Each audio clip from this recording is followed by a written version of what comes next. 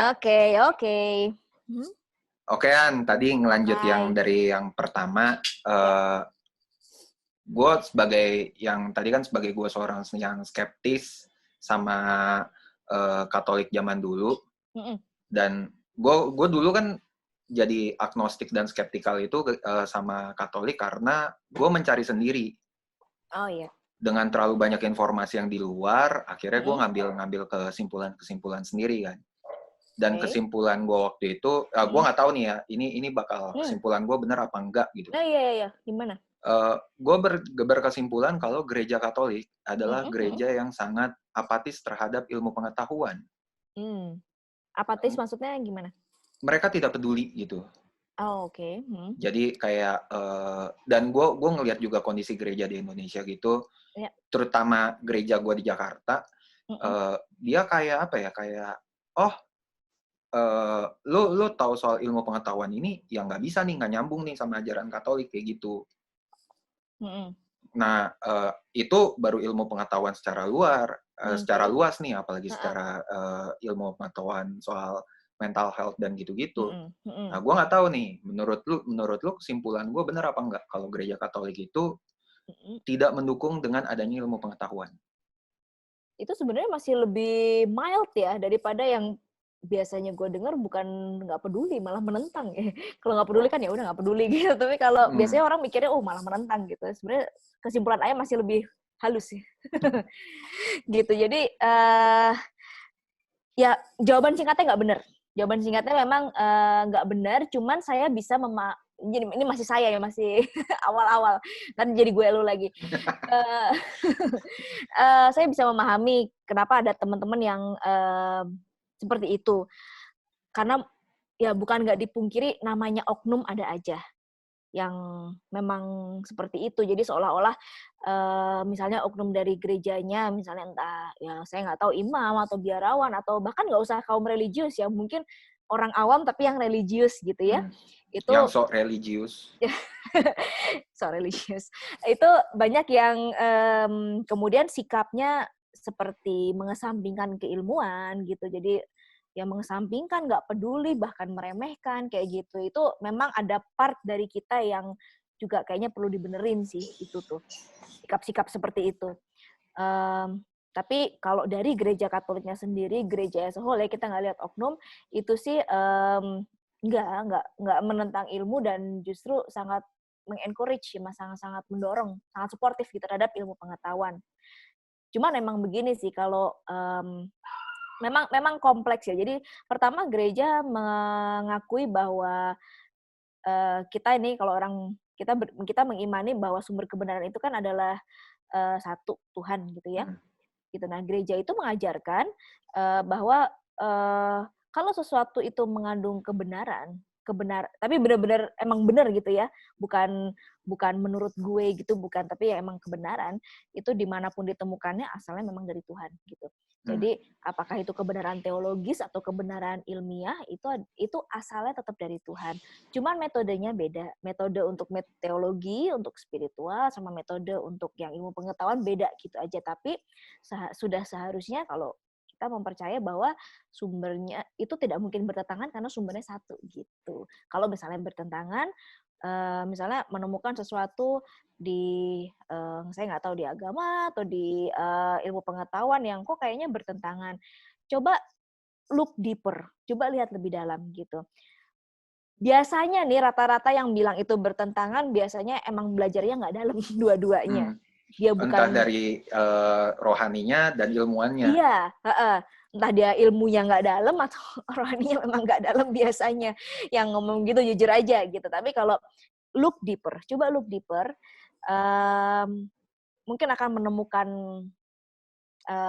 itu saling menguatkan gitu.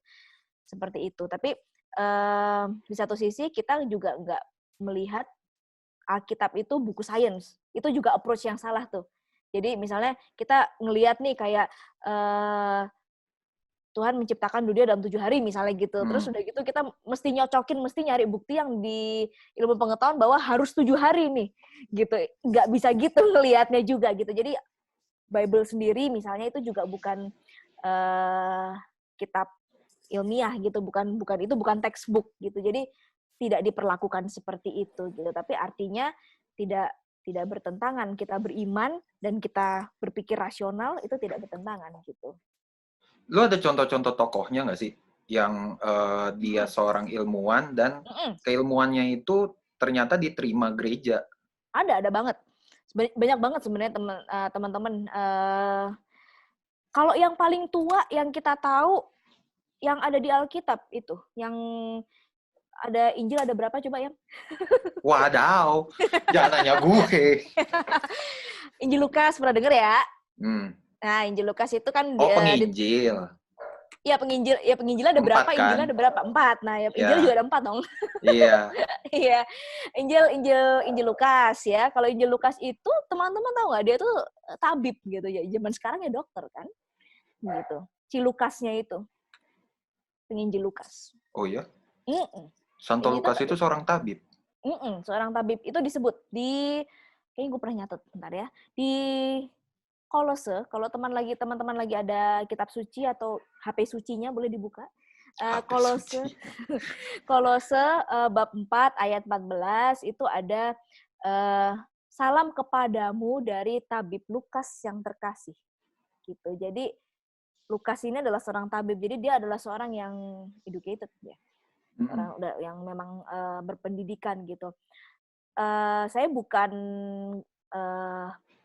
seorang teolog biblis, jadi saya nggak mendalami Alkitab atau sejarah Alkitab, cuman pernah baca juga bahwa tulisan dalam dalam Injil Lukas itu susunannya bagus, susunannya tuh lebih sistematis gitu, dan vocab-vocab dibandingin 3 lainnya, dan vocab-vocab yang dia pakai itu juga mungkin kan dia nulis dalam bahasa Yunani kali ya, itu mesti nanya ke ahli kitab suci sih, tapi kosakata yang dia pakai itu luas gitu. Artinya dia perbendaharaan katanya luas, kan pendidikannya bagus ya. Gitu. Kayak gitu. Itu contoh yang paling primitif tuh ya. Si Santo Lukas itu. Kemudian maju dikit di tahun 1200-an kita punya Santo Albertus Magnus. Ini Santo ya. Santo Albertus Magnus atau yang di sini mungkin dikenal Albertus Agung kali ya. Dia seorang Dominikan, ordo gue. Terus dia uskup dan dia ilmuwan. Dia ilmuwan itu macam-macam. Dia teolog iya. Kemudian dia juga mendalami botani, dia mendalami geografi, zoologi, ilmu tentang hewan gitu ya, fisiologi dan ilmu hukum. Nah, gue nggak tahu sih dulu itu sistem pendidikan kayak apa ya, apa mungkin nggak ada pengotak-ngotakan disiplin ilmu kayak sekarang, makanya orang bisa belajar banyak, kayak gitu. Maju lagi, tahun 1400-an, 1500-an ada Nikolaus Kopernikus. Pernah dengar dong? Kopernikus. Ini udah sebelum Galileo ya. Dia tahu kan teman-teman kalau heliosentris itu oleh dia pertama si Kopernikus gitu. Jadi Kopernikus itu gue baru tahu malah. Oh, baru tahu? Iya, gue kirain Galileo yang pertama kali heliosentris. Enggak. Heliosentris itu pertama kali ditemukan oleh Nikolaus Kopernikus. Gitu, dan dia seorang Katolik yang taat. Konon katanya kemudian dia masuk imam, tapi saya kurang tahu sih ya, belum nemu ini sejarahnya. Dia ahli matematika dan astronomi. Waktu itu yang pernah saya baca tuh, dia tuh pernah teori heliosentrisnya itu pernah dikasih dalam sebuah kuliah yang di situ ada Pope, ada Paus yang dengar, ada beberapa kardinal juga dengar, dan mereka mensupport itu gitu. Mereka minta karya tulis dia, karya-karya penelitian dia tuh dikirim ke Roma gitu. Dan dengan nada bersahabat ya, bukan karena mau diadili gitu, bukan. Maksudnya tapi dengan nada bersahabat gitu. Jadi ya mendukung gitu. Jauh banget sama pemahaman kalau misalnya ternyata heliosentris di era itu tidak diterima. Terus gereja masih memahami kalau bumi itu datar. Oh, jauh banget ya itu ya. Nah, itu kalau dilihat dari interaksinya Kopernikus dengan gereja sih kelihatannya jauh ya, nggak kayak gitu, nggak sehostile itu ya. Kayak kalau dari cerita lu, gue nanggapnya kayak gereja itu, oh ya gue masih belum tahu nih. Oh, lu ternyata ada pemahaman baru, ya udah deh ceritain deh ke gue kayak gitu. Kok beda banget gitu ya sama yang gue tahu ketika di luar ya? Nah, ya itu nggak tahu tuh. Nanti mungkin teman-teman yang mau mendalami sejarah mungkin bisa coba mendalami yang benar gitu ya. Jangan dilihat dari zaman Galileo aja gitu, karena itu bahkan bukan konsep asli dia, itu dari Copernicus sebetulnya gitu. Kayak gitu. Coba nggak tahu what happened pada masa itu, aku nggak tau. Nah, ada lagi nggak? Ada. Ini kita maju lagi 400 tahun lagi ya, 1800-an. 1800-an itu ada Gregor Mendel. Ini dia seorang imam dari Ordo Augustinian ya, berarti disingkatnya OSA gitu belakangnya. Ini mungkin teman-teman yang nggak belajar kedokteran atau nggak belajar biologi mungkin masih asing ya, tapi ini sangat dipakai di kami karena dia adalah bapak genetika modern, Mendel ini. Genetika? Yang sangat kayak kalau gue genetika dan gereja, udahlah nggak akan nyambung lah, udah kayak gitu. Kenapa begitu? Karena kayak gereja sangat menolak genetika gitu, yang pemahaman gue. Oh, nggak, apa ya contohnya kayak gitu ya? Kalau ini si bapak genetika modern ini yang adalah si Romo Mendel ini, dia tuh eksperimen kacang polong di halaman biaranya, gitu.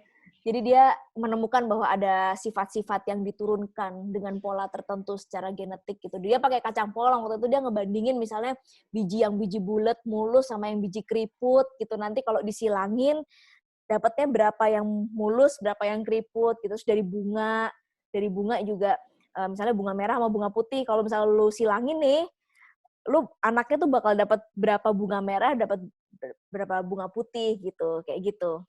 Itu kalau di kedokteran contohnya manfaatnya di golongan darah gitu. Misalnya lu golongan darah lu misalnya A gitu ya. Misalnya lu married, istri lu B gitu. Anak lu O mungkin nggak? A dan B enggak. Mungkin. Lah bukannya A atau B jadinya AB atau enggak A atau B?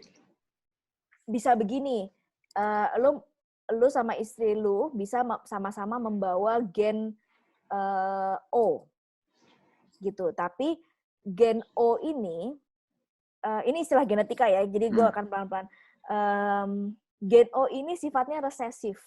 Artinya dia mesti sepasang. Gen ini kita ngomong gen ya di dalam badan kita, di dalam sel kita, dia mesti ada sepasang baru bisa keluar sebagai golongan darah O. Gitu. Berarti kalau dari gua doang nggak bisa gitu? Iya, gitu. Jadi kalau misalnya begini, kalau misalnya ayam golongan darahnya A, itu kan istilah kita fenotip. Fenotip itu tampilan luarnya. Lu diperiksa golongan darah lu A. Tapi kalau misalnya lu periksa genetik, mungkin aja bukan A, bukan AA, tapi AO. Jadi pasangannya ada O-nya gitu. Gitu. Kalau misalnya kebetulan istri lo B-nya juga bukan B, tanda kutip B murni, bukan BB tapi BO. Misalnya lo punya anak kebetulan lotrenya dapatnya O gitu, dua-duanya O sama O gitu, bisa keluarnya O. Gitu. Kayak gitu. Itu di konsep Mendelian seperti itu ditemukan oleh si Mendel gitu. Jadi ada gen-gen yang dominan, ada yang resesif gitu ya, kayak gitu-gitu. Itu seperti itu, makanya bisa anaknya O gitu. Ada lagi nggak tokohnya? Ada. Ini gue sih nggak banyak-banyak ya, karena ini gue ngambil kayak perwakilan beberapa periode aja ya. Iya. Terus selanjutnya ada Lemaitre. Lemaitre ini bahasa Prancis ya, gue juga nggak tahu ini bener nggak ngomongnya Georges Lemaitre. Ini dia imam Jesuit, orang Belgia. Dia adalah penemu teori, guess what? Dia adalah penemu teori Big Bang. Oh iya? Big Bang yang awal mula semesta. Iya. Yang sekarang teorinya udah ke arah Big Bang ya, teori gitu. Itu dia yang menemukan pertama. Dia yang menemukan pertama bahwa semua materi di alam semesta ini yang membangun dunia ini, membangun elu, itu berasal dari a single point, dari satu, istilah dia primordial soup ya, nggak tahu apa tuh kuah primordial, kuah purba. Itu gue pernah baca dan anjing apaan nih, gue nggak ngerti. Jadi satu primordial soup itu yang sangat padat, sangat panas, terus meledak gitu. Jadi bang kan, Big Bang meledak, terus ekspansi gitu. ekspansi dengan keteraturan yang sangat precise seperti itu dan menjadi yang sekarang, jadi planet kita, jadi bulan, jadi kita. Kayak gitu. Itu yang pertama kali menemukan si Georges Lemaitre gitu. Dan itu semua ilmuwan dengan pengetahuan yang kalau ketika lu ngejelasin, wah ternyata gereja itu menerima pengetahuan radikal ya istilahnya. No. Itu kenapa gereja menerimaan? Kalau gereja lebih gini sih, lebih mengawasinya tuh apakah jadi gini, kita perlu balik dulu ke misi gereja ya. Gitu. Karena orang mungkin zaman sekarang kalau orang Katolik banyak yang salah ya, misi gereja adalah untuk badan sosial misalnya gitu kan, kagak juga Bu sebenarnya. Bukan badan sosial gereja itu. Gereja itu concern-nya adalah menyelamatkan jiwa-jiwa melalui pewartaan Injil, pewartaan Kristus gitu. Jadi concern-nya adalah itu. Menyelamatkan jiwa. Menyelamatkan jiwa. Jadi pada akhirnya mengharapkan semua orang bisa selamat. Mengharapkan ya, kan realitanya kita nggak tahu gitu. Tapi mengharapkan semua orang selamat itu maksudnya mencapai surga gitu. Ya tentu dalam kehidupan nyata, kayak tadi gue bilang gitu, orang mungkin nggak akan bisa nerima pewartaan Injil kalau misalnya perutnya belum kenyang, ya kan? Atau rumahnya belum benar, masih sibuk ngurusin genteng bocor, udah dikasih pewartaan misalnya gitu. Jadi makanya ada badan-badan sosialnya seperti itu. Tapi sebenarnya tujuannya adalah itu, untuk penyelamatan jiwa-jiwa gitu. Nah, dengan relasinya dengan ilmu pengetahuan, jadi gereja itu pedulinya tuh cuma satu sebetulnya. Apakah penemuan dari ilmu ini, itu berkontribusi terhadap itu atau tidak? Terhadap mendukung kesejahteraan manusia atau tidak, mendukung kebaikan manusia atau tidak, martabat manusia, dan pada akhirnya mendukung keselamatan manusia atau tidak. Sebetulnya itu. Jadi kalau mau kasarnya dibilang ilmunya apapun gitu. Apapun penemuannya, tapi kalau itu berguna, ya why not gitu. Kayak gitu. Mungkin gue kasih contoh satu lagi nih yang terakhir ya. Ilmuwan ada namanya Jérôme Lejeune, orang Prancis juga ngomongnya gitu, mesti monyong-monyong Lejeune gitu. Itu dia dokter anak, dia dokter spesialis anak dan ahli genetika juga. Saat ini dia statusnya hamba Allah, jadi dia udah step pertama menuju kanonisasi, udah mau jadi saint nih ilmuwan ini. Dia yang menemukan sindrom Down gitu. Sindrom Down yang anak-anak cacat tuh, kalau lo pernah dengar. Down syndrome. Iya. Pernah dengar ya? Itu penyebabnya kenapa itu ditemukan oleh si Jérôme Lejeune itu. Nah, penemuannya nggak apa-apa, bahwa itu ternyata penyakit genetika, itu nggak apa-apa. Tapi kemudian dia sedih itu bahwa orang-orang kemudian menggunakan itu sebagai alasan untuk mengaborsi misalnya. Gitu. Udah tahu nih itu anak. Tahun berapaan? Si Jérôme Lejeune itu tahun 1000 berapa ya? Antara ada catatan ya gue, 1900-an. Oh, udah 900. Udah 1900. Jadi dia meninggalnya 1994. Bahkan gue aja udah lahir. 1994. Iya, kita udah 5 tahun. tahun tuh. Iya, kita udah 5 tahun ya. Terus? Gitu. Itu dia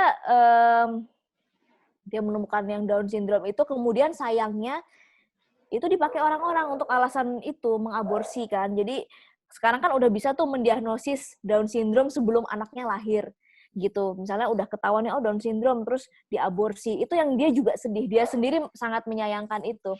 Nah, makanya gereja itu nggak apa-apa orang udah tahu tentang Down syndrome, nggak apa-apa orang bisa mendiagnosis Down syndrome, itu nggak apa-apa. Tapi next step-nya apa? Aborsi? Jangan gitu. Jadi gereja tuh kayak begitu. Dilihat langkah selanjutnya, what do you do with it gitu. Yang itu yang matters sebetulnya. Lu ada tokoh lagi nggak yang kayak misalnya dia menemukan sesuatu soal mental health selain Down syndrome itu? Down syndrome hitungannya mental health juga kan? Atau penyakit genetik? Bukan sih, itu penyakit genetik. Tapi kadang-kadang ke kita juga kalau si anaknya itu ada masalah perilaku juga gitu. Tapi Down syndrome-nya sendiri bukan masalah mental. Lu ada nggak kira-kira tokoh gereja yang ternyata dia concern banget soal masalah mental health? Atau dia menemukan sesuatu soal mental health? Gue belum nemu. Kalau tokoh yang istilahnya devout, saleh, taat beragama, tapi bukan Katolik, ada gitu. gitu. Tapi otomatis bukan orang kudus ya, bukan saint gitu dia, tapi orang beragama default gitu. Itu ada. Itu mau diceritakan apa enggak? Kalau atau enggak usah? Kayaknya enggak deh. Kita fokus ke yang Katolik aja. Fokus yang Katolik ya. Kalau di Katolik mungkin belum, entah memang belum ada atau orangnya belum nggak menonjol, nggak diketahui. Tapi gue sih lihat belum ada tokoh tertentu. Cuman Yohanes Paulus kedua itu yang sekarang dia udah saint ya. Dia pernah ngasih semacam address pidato ke asosiasi psikiater sedunia, World Psychiatric Association gitu, dan dia bilang ini ada suratnya, bisa teman-teman bisa download dari website Vatikan ya gitu.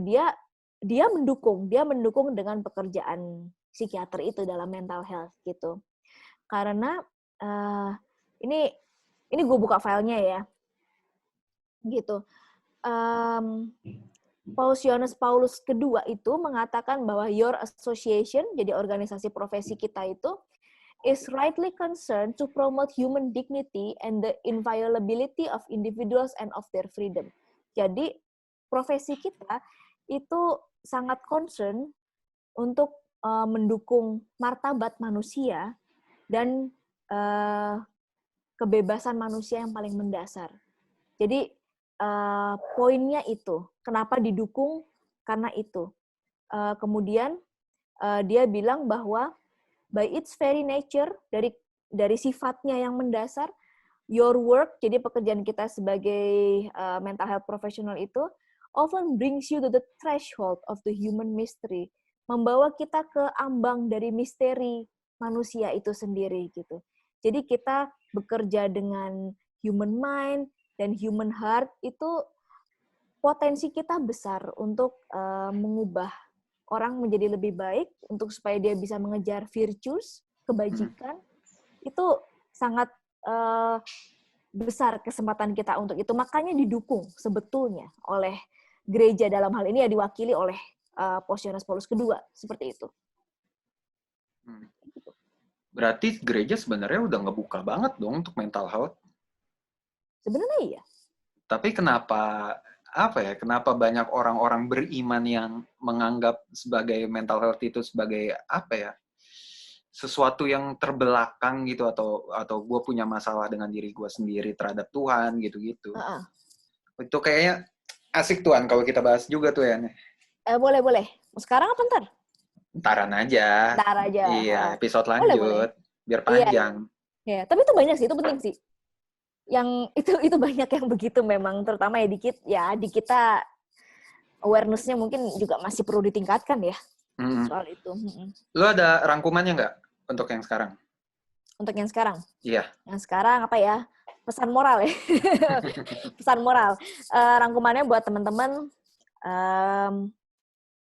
profesi apapun ya, terutama untuk teman-teman yang di profesi sains atau profesi yang berkenaan dengan mental health, karena banyak, nggak cuma psikiater, ada psikolog, ada perawat, kesehatan jiwa khusus seperti itu. Be bold, be brave, beranilah dan terimalah tantangan ini untuk membantu saudara-saudara kita supaya bisa meraih hidup yang lebih baik secara mental terutama, dan bisa membantu dia mencapai kekudusan dengan cara kita sendiri. Amin. Tanpa harus preaching ya, tanpa harus mengkhotbahi, oh lu sakit ini, terus udah itu dikasih ayat Alkitab. No, nggak seperti itu. Wah, tapi dengan kita itu banget tuh. Jangan gitu ya. Itu banget tuh, tai banget. Tapi kan kita tahu ada terapi-terapi gitu, psikiatri, terapi untuk emosi, mengarahkan pola pikir biar lebih baik, mengarahkan perilaku, itu yang akan mudah-mudahan membawa dia menjadi orang yang lebih baik. Dan teman-teman yang mungkin merasa perlu untuk ke profesional kesehatan jiwa, jangan takut, kita nggak akan ngebaca loh. Kita bukan dukun ya, tapi kita bersama-sama, kita bekerja sama supaya hidup lu lebih baik dan lebih bajik.